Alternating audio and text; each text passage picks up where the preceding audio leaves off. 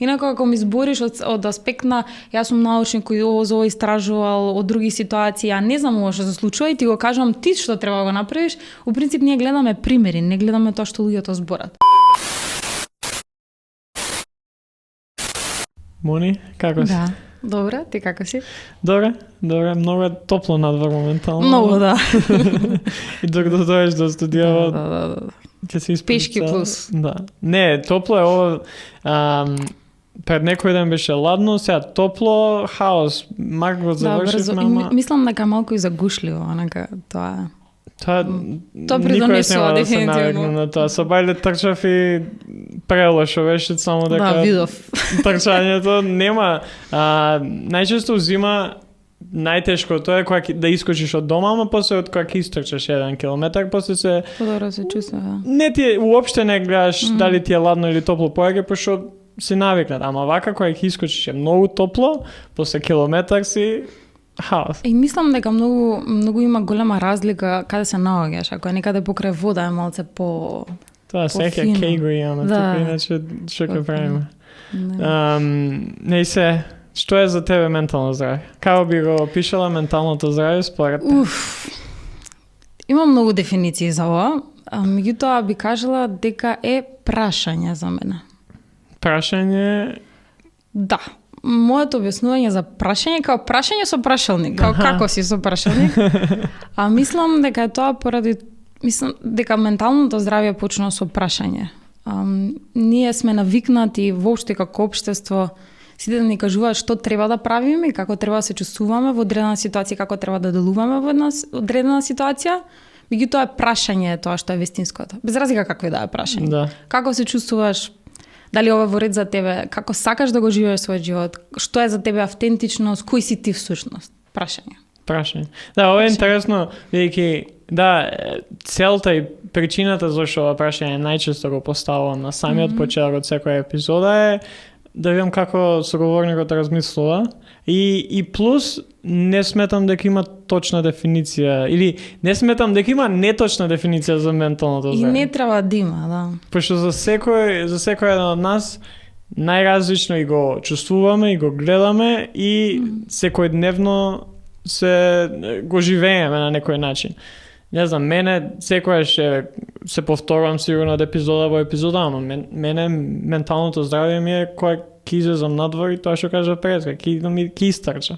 Сега за некој тоа можеби е напор и е тешка физичка работа, ама мене на некој начин се случувало да имам неколку недели кај што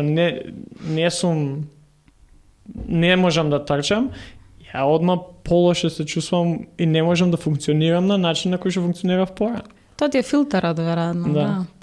Интересно, јас мислам дека прашањето е повеќе психолошки, знаеш, за умот е повеќе, и мислам дека секоја креација, секоја идеја тргнува од прашање.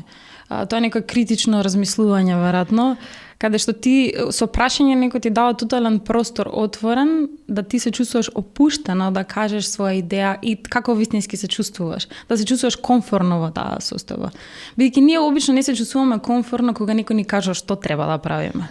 Тоа е проблемот и се поеќе мислам дека знаеш како порано можеби било тоа авторитет, окей, повозрасен ќе каже ова и ова е, ако прашаш зошто така бидејќи кажав, ама сега е многу поважно и еден од најдобрите совети што некогаш сум го добил беше пред некоја година кога постар човек, поискусен работа што ја работи, ми каже ако сакаш некој да направи нешто, ти што сакаш тоа да го направи, треба да му направиш да се чувствува дека е негова идеја. Значи не е дека ти му кажа сега иди сега Мони ти тоа направи го, да. Иди тоа направи го, туку што мислиш ако идеме со ова вака или и од тука ја сватив дека уопште не е важно веќе што ќе кажеш, туку како ќе го кажеш. Не е сега Секогаш е тоа.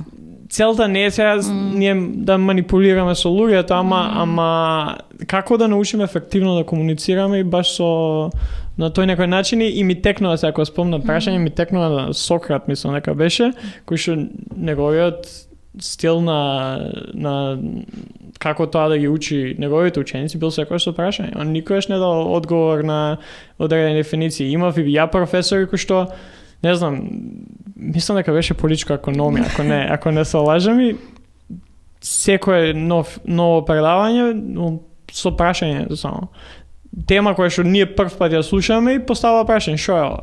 Сега ние треба у року 2 сати што сме на предавање да дојдеме со некој наш одговор на тоа, и е многу поефективно бидејќи многу повеќе ти остана и ти го потикнува усеќавање. критичното размислување. Тоа е таа маса на луѓе која на нас ни недостига да размислуваш критично за било која ситуација, да имаш свое мислење.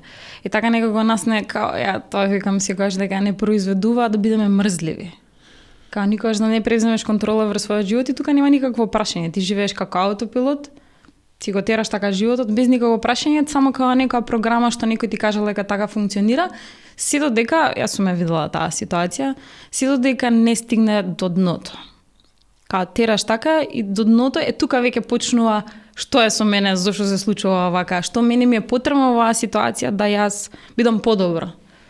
Нема кога ќе дојдеш до дното, тоа после нема се фрлено релативно, да. Удадена ситуација, например, да не биде сега, не знам. Да. Ама удадена ситуација кај што нема поеќе толку е, не може полошо од тоа. Тоа се фрламе низ прозори, сите лекции. Како можам да си помогнам сега? Додам на терапија, додам шо и да е, како можам да си помогнам. Да, така да прашање дефинитивно мојот одговор. Што и да тоа значи. Да. За секого различно. Мислам дека многу повеќе прашања сега ќе имам после епизода баш за ова. Ама и се надам дека еве, можеби тие што не слушаат ќе излежат и они некое прашање од тоа како што за нив е ментално здравје и како тие тоа го гледаат. Ние се знаеме од кошакарски терен. Да. Ни ја, ни ти не сме играле. Не бевме... Да, беше пред 3-4 години, мислам. Па да. Ја во својство на тренер, ти на записник. Да. И од тоа сме имале доста разговори и на овие теми, и на мал како милион. да креираме подкасти. И тоа сме го правеле. Ама ми беше интересно и еден, кога се спремав, сега, и за подкастот уште на самиот почеток, беше од едно од личностите кој што ми би ги викнал на подкаст и еве сега тоа го правиме. Мислам дека може овој разговор да го однесеме во неколку различни насоки, ама ја би сакал да почнеме прво за твоето искуство надвор од Македонија, поготово како студент. Имаш прво, еве, знаеме дека сите сега моментално, ако си 4-та година средно, најчесто сите млади сакаат надвор да идат, ама која беше причината за тебе што се одлучи да студираш надвор?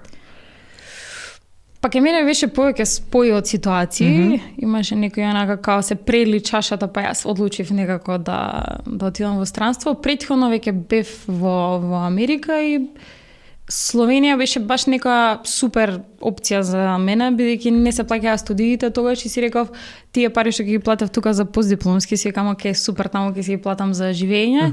И така беше многу спонтана и многу од оваа перспектива многу храбра одлука, бидејќи отидов сама, никого не знаев, не знаев кај е Словенија, мислам знаев кај е Словенија, ама никош не сум била, си рекам, оке, ќе бидам малце спонтано, ќе се препуштам нова.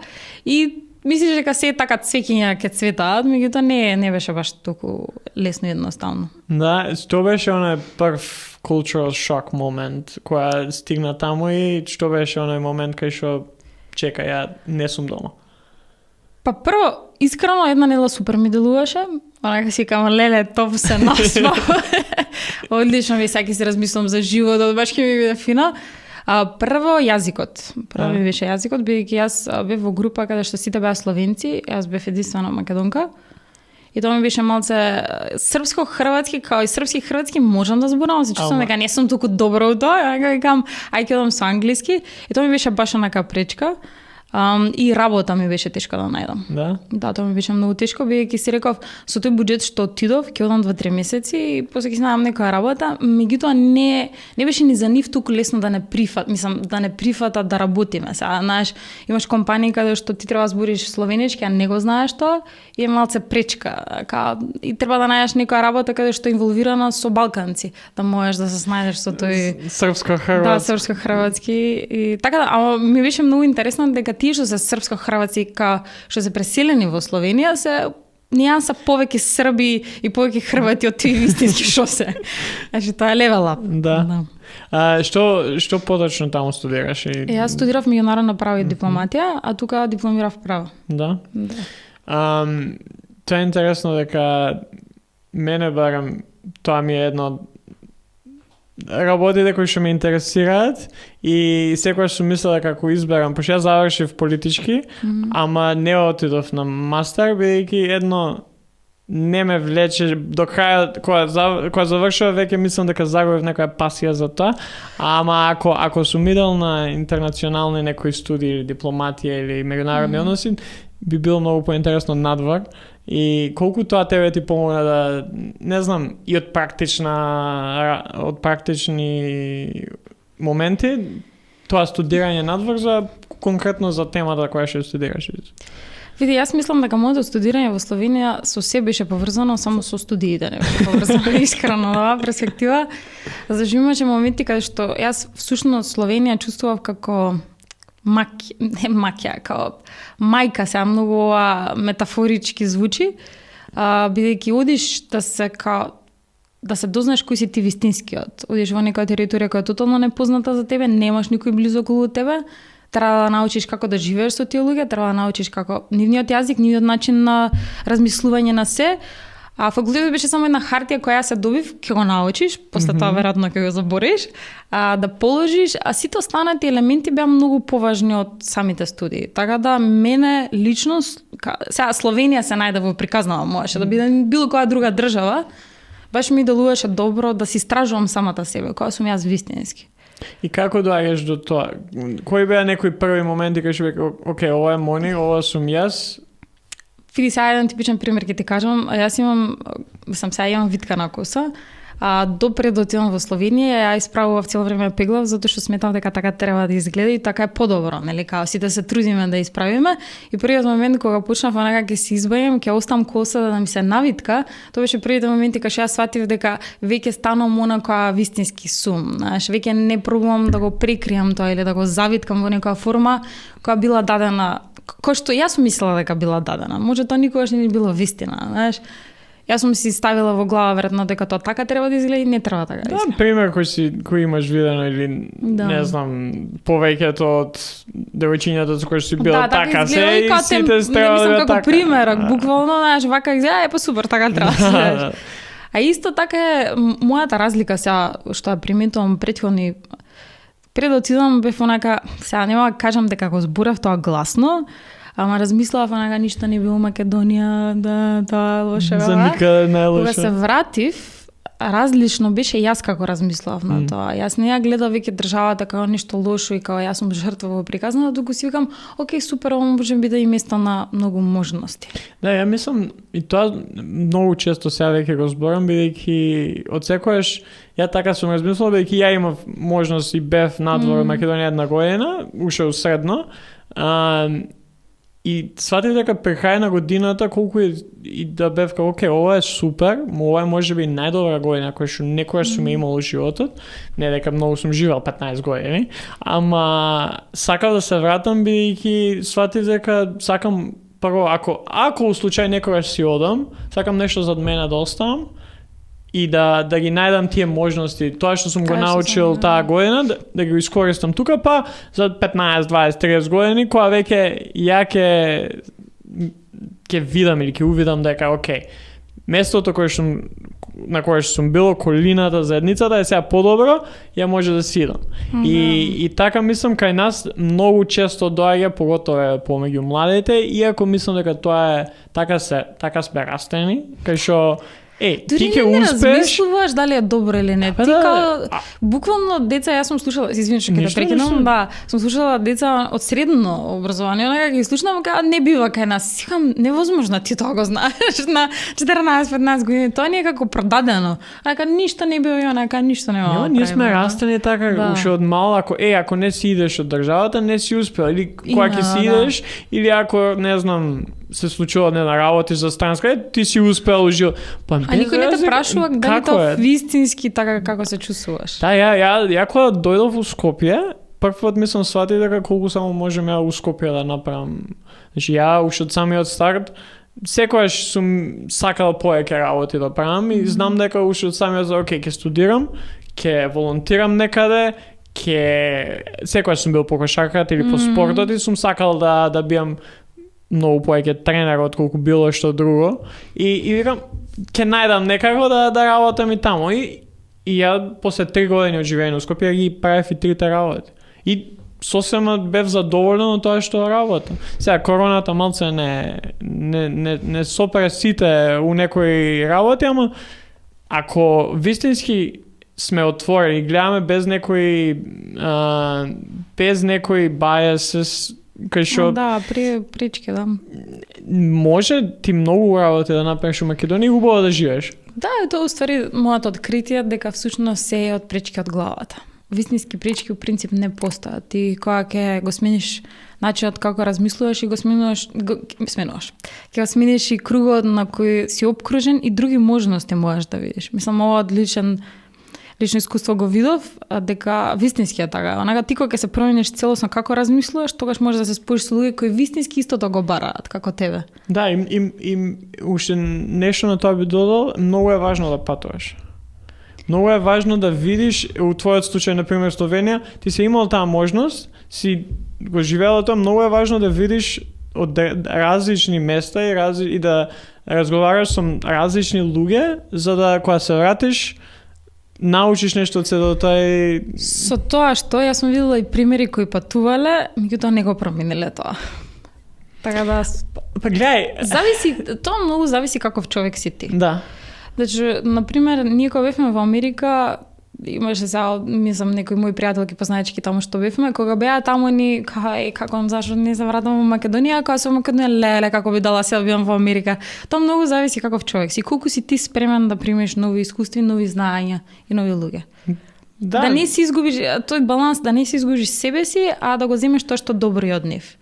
Затоа што можеш да отидеш од двете страни, као да отидеш тотално нивниот интегритет, нели буквално да се интегрираш, да видиш и кога ќе доеш тука таму што се случува, како се случува. Видиме мене секој кој сум што. Ај можеш и во другава страна да отидеш тотално да направиш заедница која е само од нас, пример, еве са Македонија конкретно да биде само македонци и никогаш да не пуштиш некој надворешен човек за да можеш да научиш нешто од нив. Да, и тоа не знам, ја например имам секојаш проблем со self-help и книги и ресурси, ама на крај на ден не се лоши, туку ја мислам дека повеќе имам проблем како луѓето ги гледаат на тоа.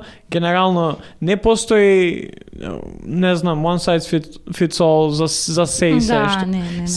Секоја книга, например, self-help или секое патување кое што ќе го имаш е различно, ама и од секоја можеш да извлечеш нешто добро и да го примениш во твојот контекст.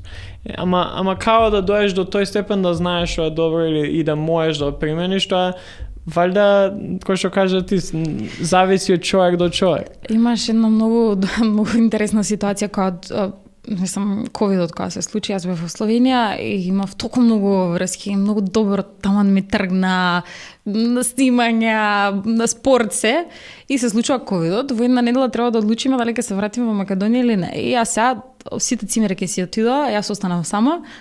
Како да одлучам дали која е правилната одлука за мене, дали да си одам или не? Би ги требаше да напишам магистерската, а тоа нели одзема време. Сега си викам, ако се вратам во Македонија, ќе ме завлекуваат луѓе, ќе ми зборат, нема бидам толку добра да го напишам, да се посветам, а Словенија сум реално сама, можам да го направам. Ама си викам овој притисок што го прават нели луѓево, сега дали ќе ги видам моите, нема да ги видам, значи хаос се случува.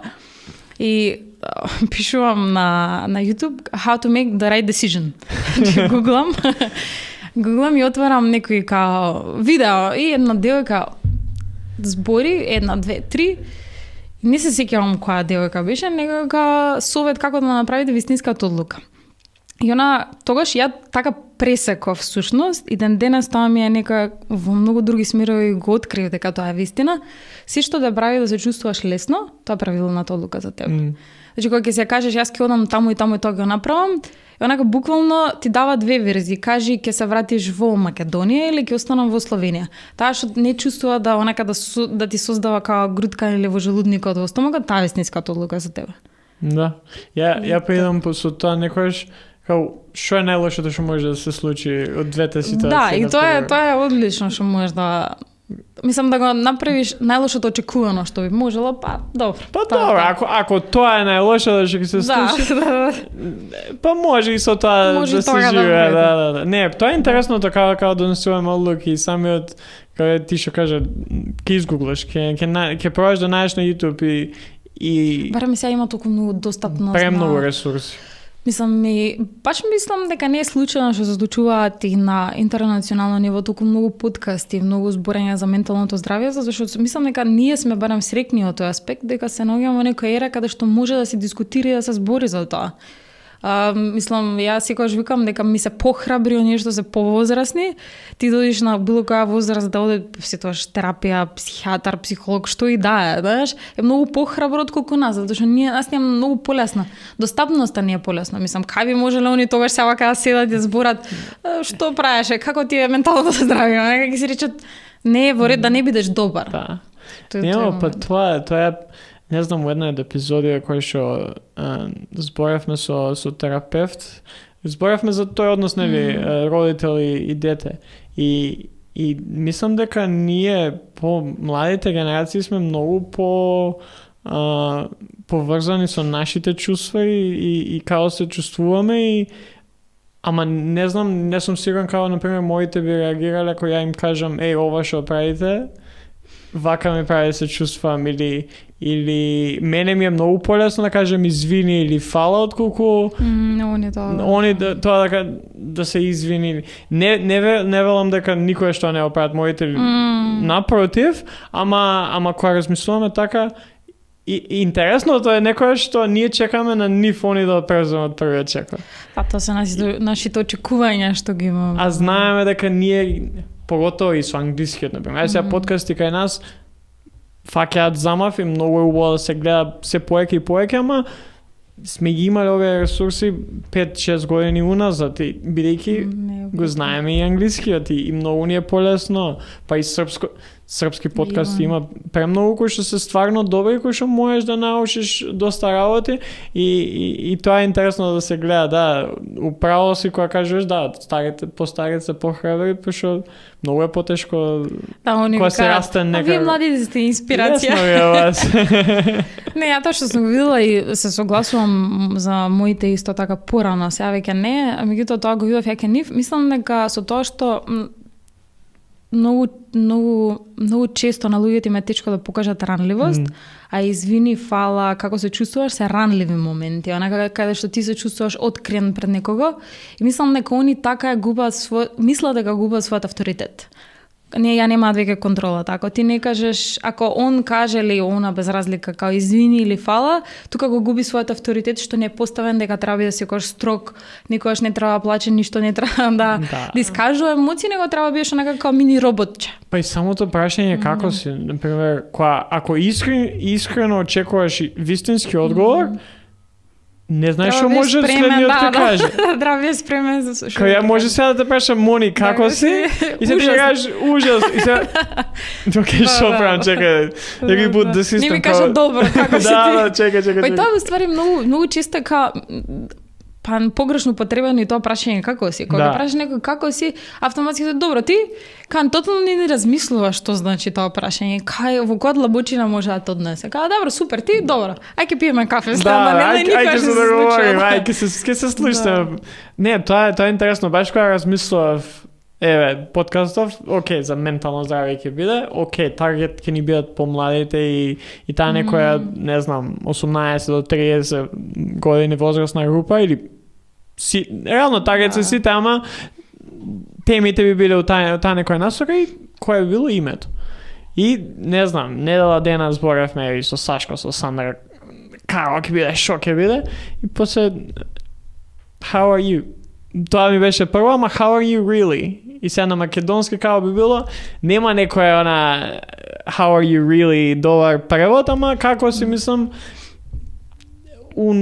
не знам, да се обидеме да смениме тоа, добро сум, а ти? Одговор и луѓе да ги јас самиот по себе гледам. Сега кога не знам ќе му пишам на некој, здраво како си? у глава ми е веќе тоа дека ако ме праша, ја морам да му кажам искрено, пошто дали си спремен за овој одговор?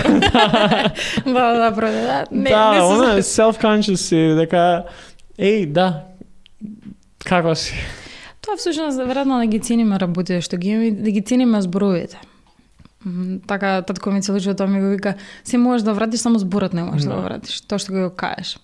Не може, тоа еднаш мери, некако беше, 3 пати мери, еднаш сечи. Пошто кога ќе го кажеш тоа надвор и после тоа излегува веќе. Добро, и како си е секаде, мислам, мене многу ми се допаѓа името, онака баш може тоа однесе до длабочините на секоја тема. Тука нема површност, реално. Ние можеме да разговараме, пример, ја ако сум крирала оваа чаша и како сум го направила процесот на тоа, меѓутоа како си во оваа приказна, што правиш ти? И само ти можеш да кажеш тоа. Да. И само ти можеш за тебе да кажеш како си се чувствувала кога си направила оваа чаша. Не може никој да гледаме чашата, убава е, вода има внатре. Ама никој не знае. Да, никој не знае како ти си, кој што си ја направила својата чаша, па и зошто си ја направила. Као зошто ги правиш некои од работите кои ги прави. Тоа беше многу интересен момент исто со моите патувања натаму на Словенија. Од страна многу често, и кога се вратив од Словенија, имаше многу често коментари као супер ти многу патуваш, многу ти е забавно, што бараш тука. Меѓутоа длабочината никој не може да види. Ти процесот како си го поминал тоа и што се случувало во тебе и со тебе, веќе се други прашања тука. Сега не си дозволуваш, не секогаш да го прашаш, затоа што некој ќе ти настапи со заклучок, многу е тешко да дадеш одговор. И затоа тоа прашање, ако ме праша, може ќе кажам, ако ми дадеш заклучок, супер, што ти е тебе, тоа е заклучок со точка, тука немаш дискусија, можеш да кажеш да, во право си, супер. Не можеш да ги однесеш, затоа што така и у принцип има ресипуваш нивната слика за целото тоа како изгледало. Да, што мене е исто некојаш ќе ми каже, ти се нашета на секаде. Супер ти е, викам, окей, да, убаво ми е, шетам, ама ако погледам назад 2 години, освен едно патување кое што ми беше онака одмор или беше замислено да биде одмор, тука све ми е работа. И сега, јас патувам, супер ми е. Ти не го гледаш местото реално. И најчесто не го гледаш местото. Сега откога почнав да трчам повеќе го гледам, пошто без разлика дали ќе почне од 9 сат или од 8 сат програмата, ако намислам, окей, у 5:30 ќе излезам и ќе истрчам, ќе видам околу, ќе прошам така у Лондон сега пред некој месец, последниот ден, 18 километри од местото кај што седевме до Биг Бен и назад. Ти направил тура што право. Буквално, ама ако не го направиш тоа, нема шанси да видам Лондон. Ма не и се. Голем дел од патувањето мене на пример ми се работно и сега убаво ми е, супер сум и луѓето со кои што сум најчесто уживам у тие патувања, ама кога некој ги им каже, супер ти е тебе, патуваш, кај иде следно? Без тоа длабоко, као си поминуваш, што ти е, не знам, најинтересно, било што да навлезеш у таа длабочина за која што збориш. Ама тоа е интересно дека не можеш со секој да го направиш. Некогаш е добро да одржаваш некоја базична комуникација. Не секој е спремен да отиде во тие длабочини. Вистински да слушнеш, одговорот вистински да го слушнеш. Тоа е, пошто не е ризике. Не е едноставно некој да си во идеологијата и фантазијата во глава, така не било толку супер. Ја сакав и тоа да го правам, ама не било толку супер. Не, тоа е интересното. Спомна одење на психијатар, терапевт, такви работи, поготоа за возрастната. Какво е твоето искуство со тоа и која, например, пошто зборевме, знам дека имаш одено, која свати дека ти треба тоа? Па прв пат сватив пред одам за Словенија. Тогаш бев на еден психолог, бев на терапија, ми ја препорача нека, сега не се ни сеќавам како се викаше. И добро беше, само што јас во тој момент се почувствував дека многу ме гледа као статистика. Сега јас сум за научни работи, супер, меѓутоа, знаеш, кога некој пробува ме стави категорија као, ти овој столб, ти па тоа веројатно ти имаш проблеми со семејството, дали што ви да. Така да, од тогаш барав некои други начини што можам да направам. Сега практикуваме на добри 4 години, мислам дека тоа. енергетска терапија е тоа, Access Bars се вика, 32 точки на главата се, всушност за опуштање на стрес, на секојдневни мислите, тотално да ти ги стопира.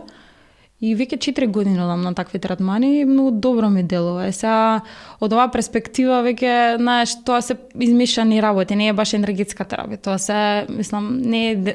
Има тука прашање како си, што се случува секојдневно, ама буквално те стрес-фри.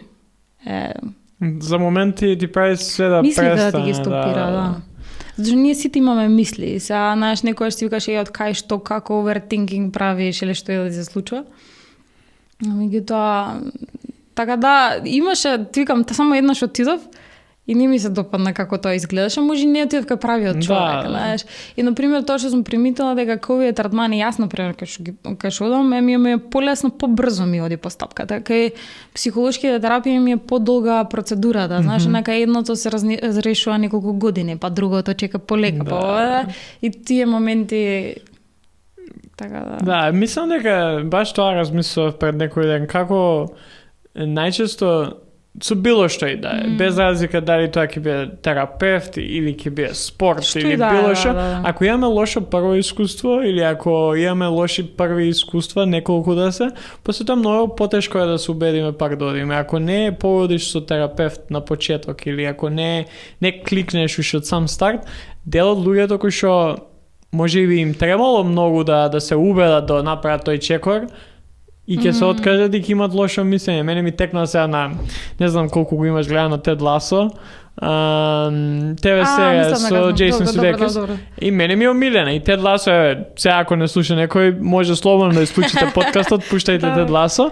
Ама Тед Ласо е некој кој што ја лично имам научено многу, ама као човек, он у самата серија има него му е многу тешко да иде на психолог и на терапевт и да збори со нив поради работи кои му се имаат случајно во мина. Он се што прави у цела серија и тоа може би еден од мој најголем заклучок од таа серија, се што прави у серијата е издржано предобро и е сосема добар пример за како еден човек треба да функционира. Дали е тоа ментално здравје, дали е однос со други, дали е комуникација. Ама кога станува збор баш у втората сезона, тоа се случува кај што он мора да иде на терапевт, има билдап и гледаш колку само него му е тешко да и нонстоп и првата сесија, например, која имаше, он е перформанс држи. Истиот Тед Ласо кој што е со играчите, пошто е тренер, и тоа го прави кај терапевтот. Терапевтот му вика, okay, are you gonna be serious or what? Дали ова ќе сватиш сега?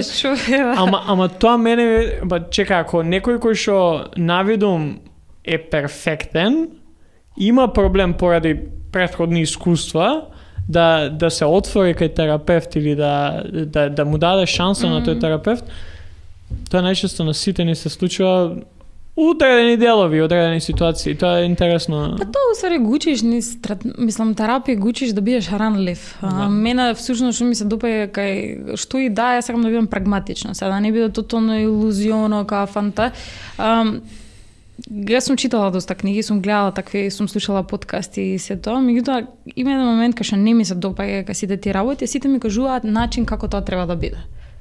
Знаеш, и јас затоа го реков дека прашање, зашто се што ми кажеш дека е како примерок дека тоа така треба да биде, каде е прашањето тука? А и поентата на сите тие третмани, терапии, психолози, што и да е да поставуваат прашање.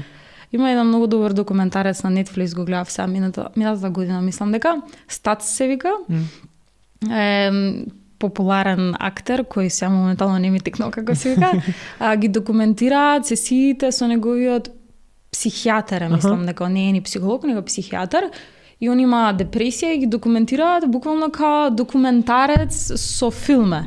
И многу добро изгледа тоа, затоа што на моменти испега дека он психијатрот го му дава терапија на актерот, меѓутоа од друга страна па се случи и обратното. Знаеш дека он не е секогаш тој што е во улогата на психијатар, дека он има некои позади ситуации што си ги влече од детството, секојдневието или што и да се случува. Така да многу интересно, многу добар Много добар филм е као документарец. Да, па не, има тој аспект. Јас сакам, еви, пошто и на подкастов имаме и психијатри, терапевти за кои што збориме, сакам да одолам и тој момент кај што да ние со нив најчесто гледаме да разговараме на теми кои што се да навлеземе по детално, еве се, што е анксиозност, или што е депресија, или и дури по концизни работи од тоа, не само нешто по генерално.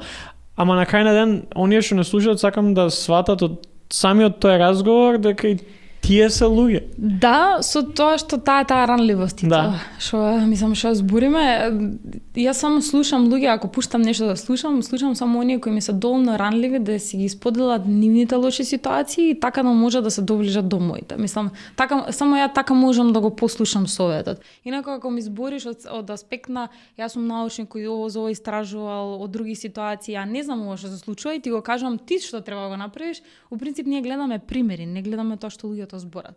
И мислам дека и така и со нашите, мислам ја со моите родители. Секогаш и велев на мајка ми, онака ако ти јадеш, она ми вика мораш да јадеш, мораш тоа. Ако ти тоа го јадеш, ја ќе го јадам, затоа што ти си примерот за мене. Не можеш да биде Ма нема, како беше тоа на англиски, walk the walk and talk the talk. Тоа е, значи не можеш ти се мене нешто да ми кажеш ако самиот ти тоа не си го направил прво. Тоа у спортот го гледам секој ден, ако не знам, еден тренер зборува за тоа како треба сите да се однесуваме и колку треба, не знам, треба со респект да идеме спрема противниците, а он е прв кој што на утакмица. Да. Сме виделе тоа милион пати. И не само у спорт, у различни тоа, ако многу е човек попрво ќе те послуша ако го види тоа на дело, а помалку ако само те слуша како го збориш. И што кажуваш уопште. Па на крајот ќе спомнам дека нема ни да му веруваш. Ако вистина некојаш каже дека нема ни да му веруваш, секако нема да го направи тоа. Да, не, тоа е тој момент и повторно пак се навраќаме на тоа што спомнав уште самиот старт. Многу е важно и како ќе го кажеш и што ќе направиш отколку тоа што ќе кажеш. В принцип мислам дека секогаш е како ќе го кажеш. Дури не е битно каква е содржината тоа, како ти ќе го изнесеш тоа. И како ќе звучи надвор, тоа е многу поважно. Нема и ја исто така, например, кога гледам подкасти, сега, например, има премногу подкасти, поготово у светот на кошарката, кај што поранешни NBA играчи, например, своји подкасти, сите имаат подкасти. Ама не сите се добри.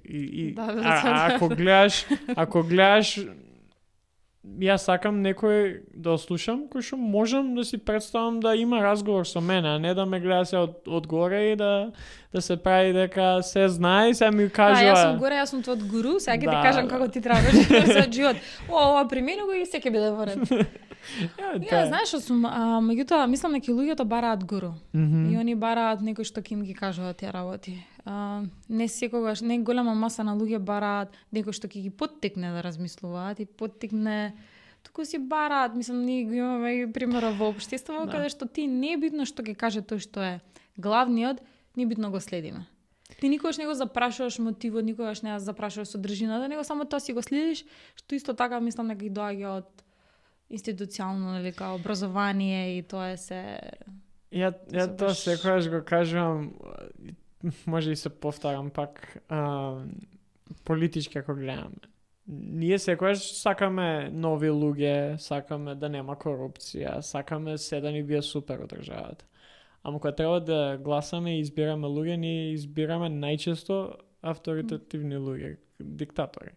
Без разлика дали тоа ние, без разлика дали ние да знае избориме само за Македонија. Србија е исто, Црна Гора, секаде буквално на Балканот е така кај што ние сакаме промени, ама сакаме и цврста рака. Сакаме демократија е супер, ама да има некој што ќе не води, што ќе представи Македонија силно пред други. И тоа ми е тој ироничен аспект на секоја политичка дебата кај нас, кај што луѓето најчесто тоа го сакаат. Уште не знам зошто е баш така. Најверојатно има многу и баш пред некоја епизода зборавме со професорот Марковиќ кој што е од правниот факултет.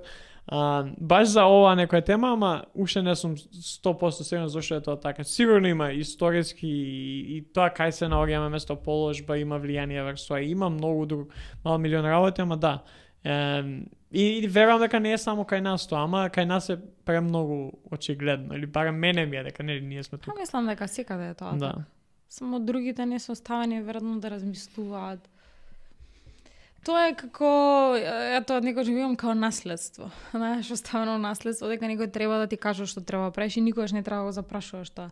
Меѓутоа тоа е баш онака долга тема за дискусија, Да. од каде би можело тоа да дојде.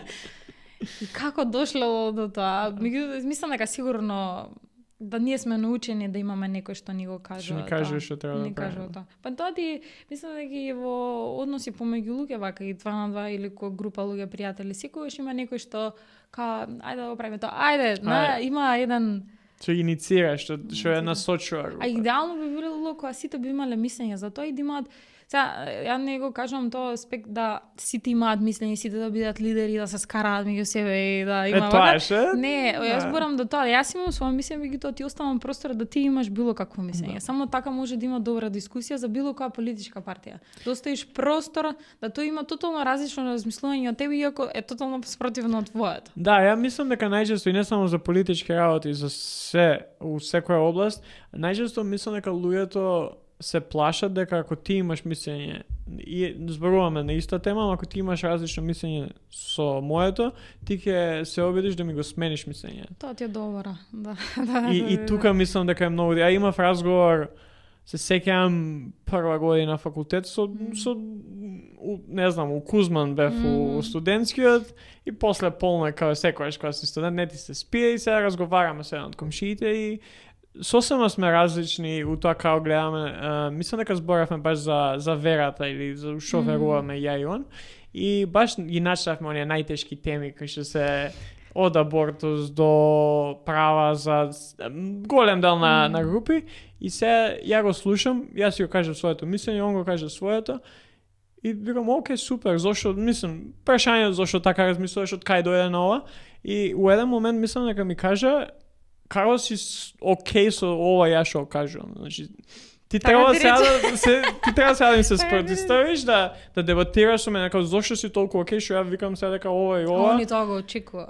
Да, и мене ми беше како чека, ја имам свое мислење најчесто за секоја тема, пошто нели на политички суми, ја имам мислење за се.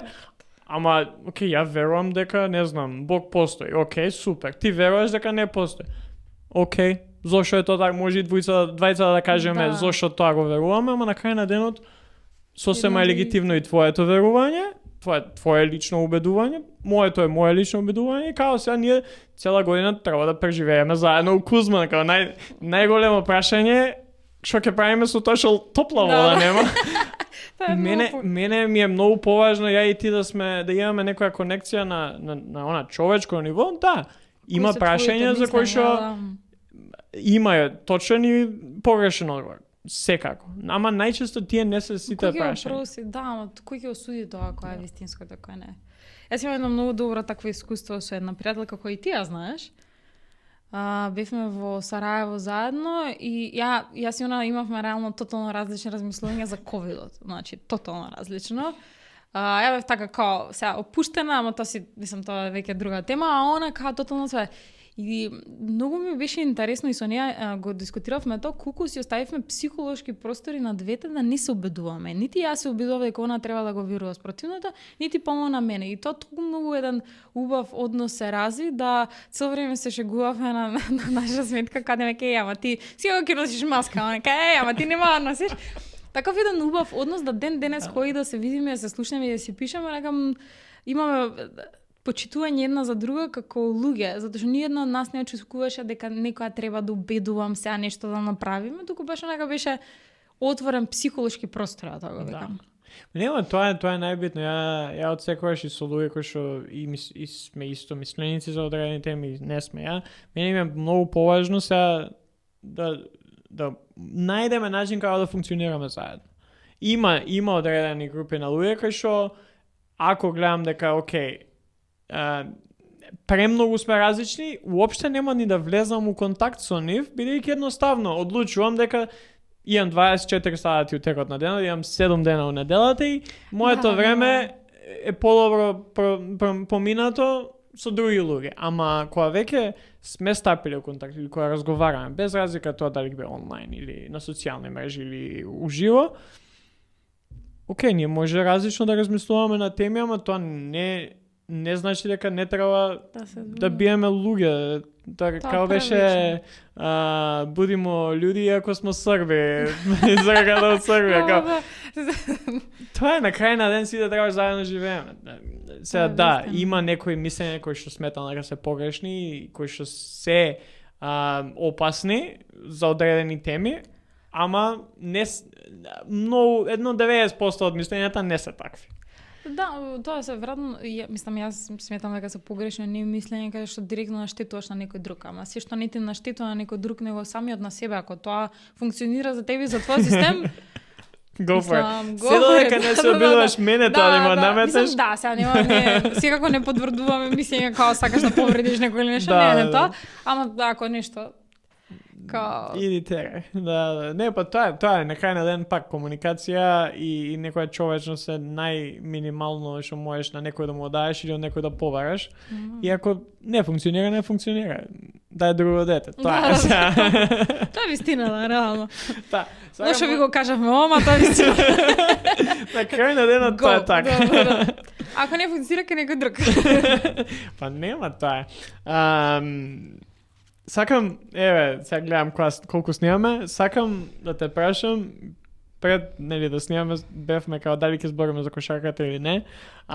Мене интересно ми е твојата улога која што најчесто имаш на некоја кошаркарска утакмица, тоа е на записник. Секој втор ден, да. Секој втор ден, буквално од М12 до сениори и меѓународни надпревари.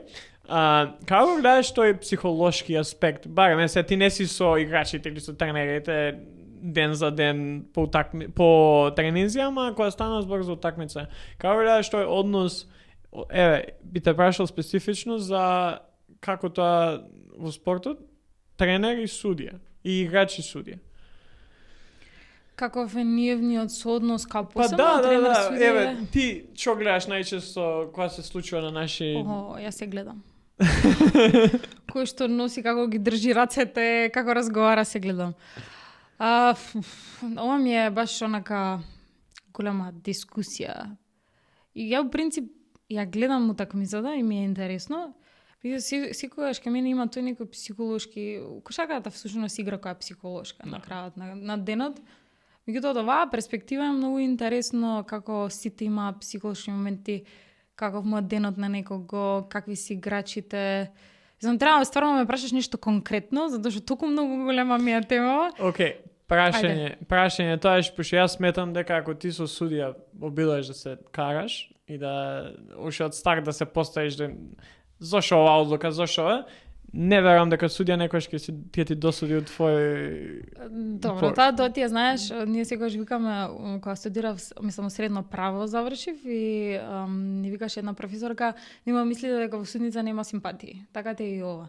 Дефинитивно се согласувам, многу влие како ќе му настапиш, затоа како и да ми сметаш дека си во право, многу е битно како ќе му настапиш на судијата. Ако ти му настапиш агресивно, и ти не си управа, јас сум управа, тука е многу помала веројатноста дека и следен пат кога има некоја ситуација дека ќе ти учинјава него зборам од аспект дека судиите се корумпирани или нешто, невито тоа е типична психолошка човечка реакција. Мислам, и ние на записничка реално сме помошни судии. Ако некој дојде агресивно спрема нас, како тоа сте згрешиле, автоматски ти се вклучува алармот да никако не му учиниш на тој човек. Мислам, и седната ситуација која има, не мога да заврши толку брзо, затоа што ка човечки аспект е тоа, нема врска со дали ти знаеш или не знаеш. Да, мене тоа секогаш ми било интересно, бидејќи јас сум бил и од двете страни.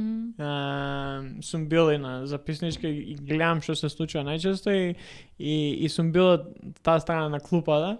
И кога дојдов на записничка, сватив уствари колку им е тешка работата на судиите. На судиите, да.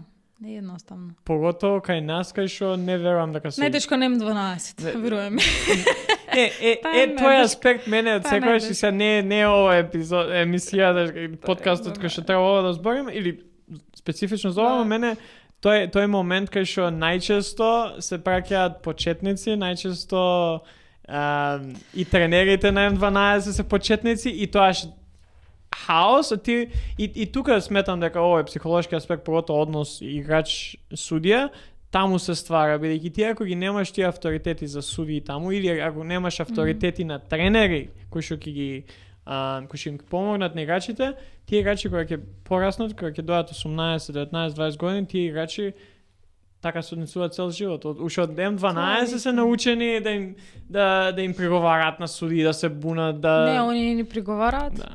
Родителите приговараат. Тоа Тука е пети аспект. Да, тука е. Мислам дека е многу тешко како судија да имаш авторитет на М12, бидејќи тоа ти за првите утакмици реално и ти авторитетот доаѓа со вистинско знаење. Се што не е знаење е лажен авторитет. Тоа е само пробување да имаш контрола врз ситуацијата, никогаш не можеш да имаш. А они реално не може да имаат на М12. И тоа е еден таков, мислам, мене ми е поинтересно на тие лиги младинските.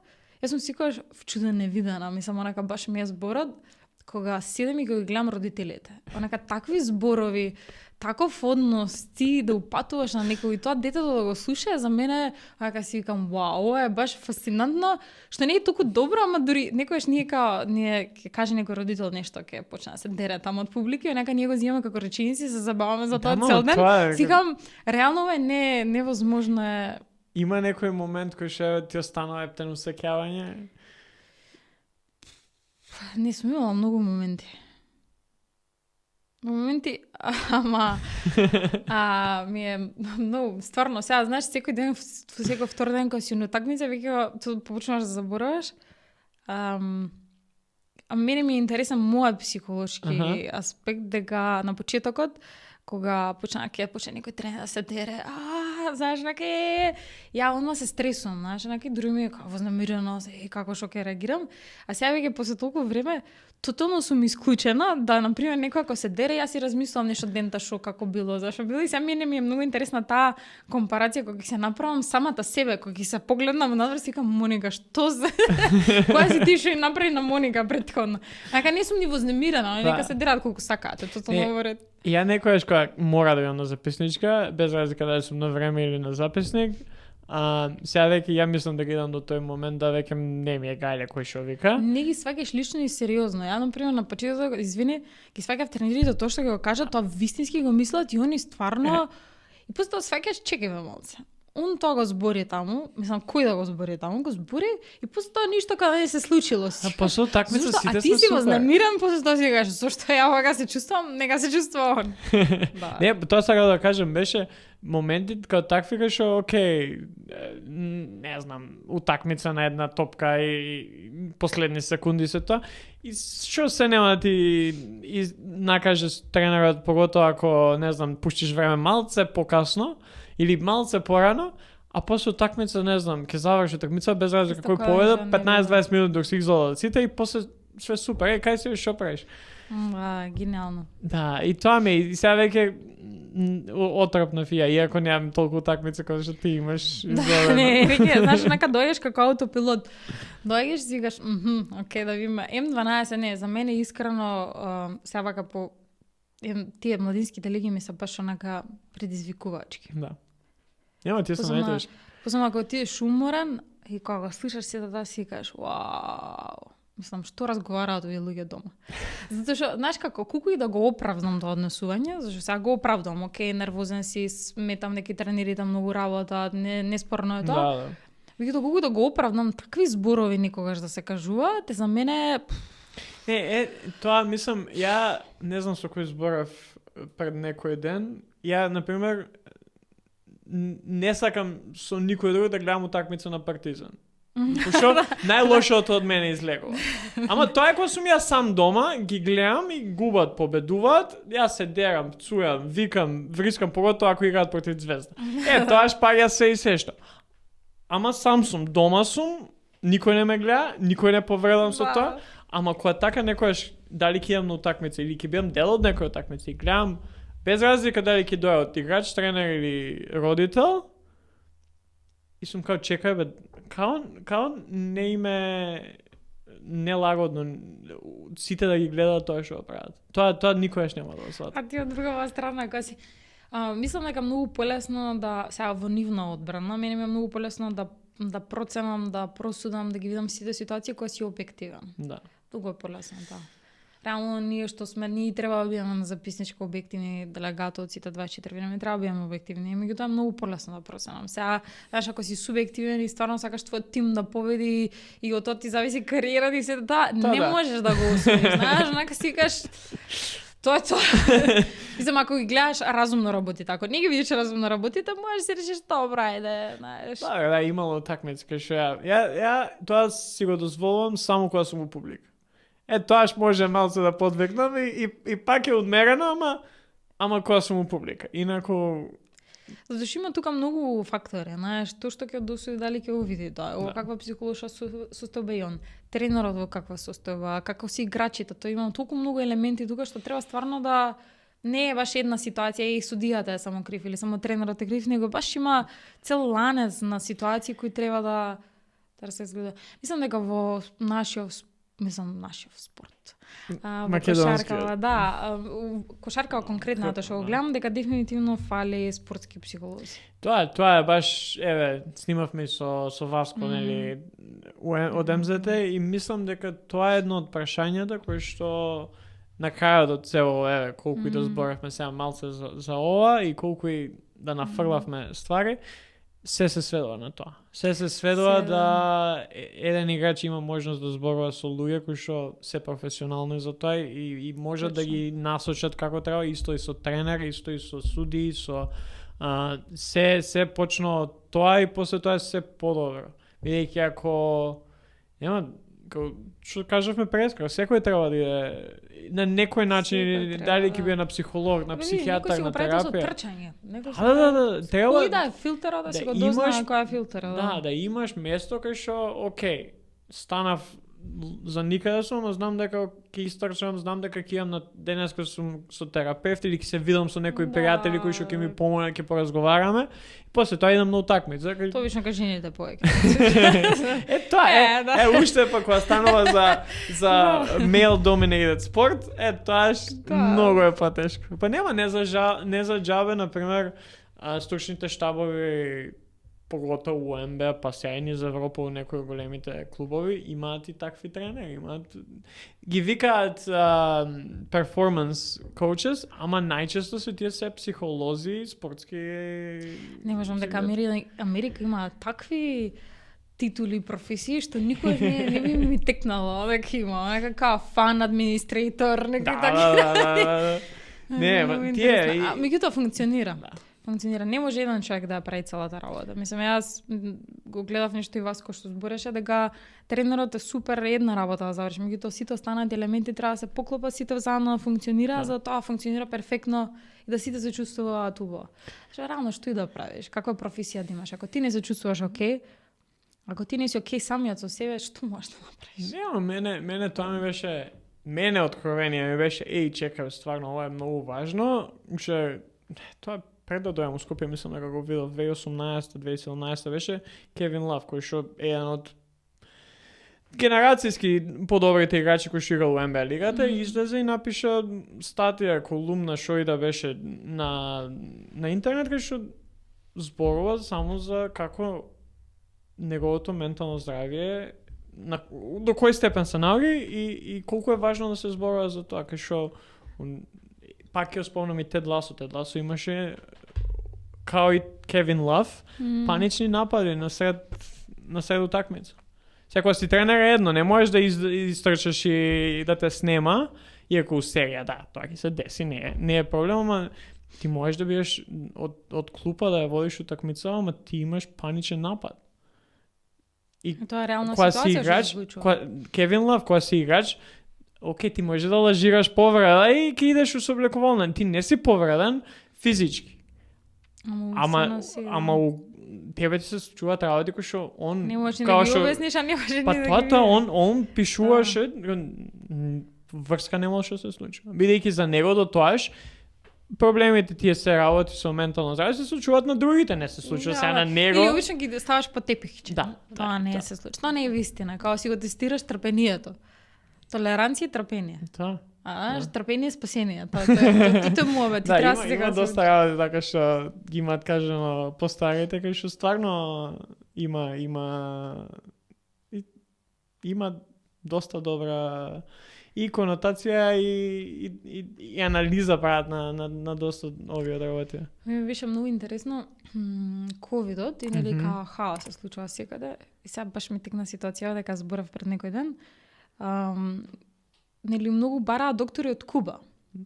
И ние последната година кога бевме, ние бевме во Куба. Сега реално Куба е сиромашна држава. Сега си кажеш, зошто доктори као, што имаат они знаење и образование кои овие другиве држави го немаат. И имав една во Словенија каде што работев, имаше една девојка од Куба, 20 години живеа во Словенија. И ја прашувам, викам, добро, не, зошто мислиш дека тие доктори се добри, а овие не се добри во Европа? И она ми вика, они имаат различен начин на функционирање, Моника. Ти кога си лошо, они толку многу имаат топол пристап кон тебе, кога ќе излезе надвор, кога ќе те види, онака како си, што преш. Ти забораваш што ти е додека влезеш во ординацијата. Да. Така да тој вика некој пристап кај што ти стварно психолошки ти помага да се чувствуваш топло, убаво, пријатно и ти забораваш веќе што ти е. Мислам, тотално нормално дека не можеш да заборавиш, меѓутоа пак има нека граница кај што се чувствуваш комфортно и тоа е психолошки елемент. Па тоа и самото никогаш не сум бил Куба и не сум зборал толку со луѓе таму, ама претпоставувам дека се доста живеат во заедница, живеат кај што не е индивидуата толку, поготоа ако гледаме политички, знам дека сигурно не е индивидуална држава.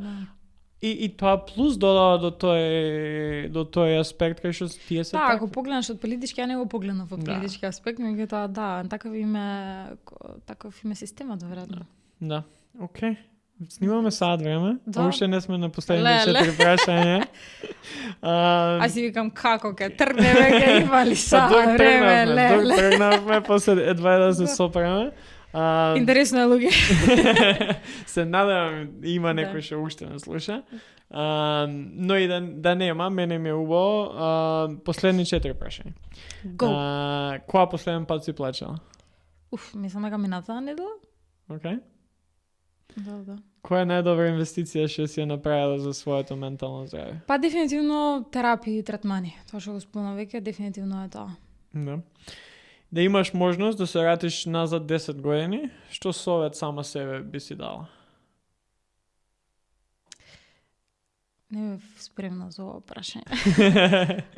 Мислам дека би си дала совет да верувам во себе првично. Да верувам во себе. Да. И за крај, последно прашање, дали имаш нешто, тоест што би ги прашала оние што сега не слушаат или гледаат? Прашувајте прашања, луѓе. Не, активно слушање не треба, само прашање поставувајте. Да. Вистинско да бидеш заинтересиран за тоа што го прашуваш. И не како го кажам како прашање, меѓутоа треба да бидеш и вистински заинтересиран што всушност се случува од другата страна, така да прашувајте.